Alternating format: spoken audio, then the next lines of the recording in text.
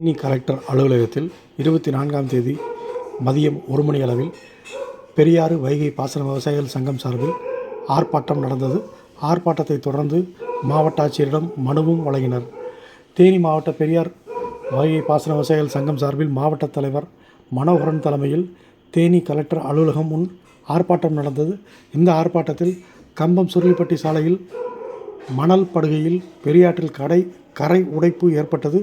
இதனை உடனடியாக சரி செய்து தர வேண்டும் என்றும், இதனால் பல ஏக்கர் நிலப்பரப்பில் சாகுபடி செய்யப்பட்டுள்ள வாழை, காய்கறிகள், நெல் உள்ளிட்ட விவசாய பயிர்கள் மிகவும் சேதமடைந்து உள்ளன என்றும், எனவே தற்சமயம் உடைந்த இடத்தில் உள்ள கரையை 7 ஆண்டுகளாக மண்ணரிப்பு ஏற்பட்டு பலவீனமாக இருந்த நிலையில் விவசாயிகள் தங்கள் சொந்த செலவில் சுமார் 8 லட்சம் வரை செலவு செய்துள்ளனர்.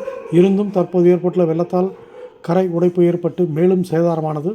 எனவே மாவட்ட நிர்வாகம் உடனடியாக தலையிட்டு சரி செய்து தர வேண்டும் என வலியுறுத்தி ஆர்ப்பாட்டம் நடந்தது. இந்த ஆர்ப்பாட்டத்தை தொடர்ந்து தேனி மாவட்ட ஆட்சியரிடம்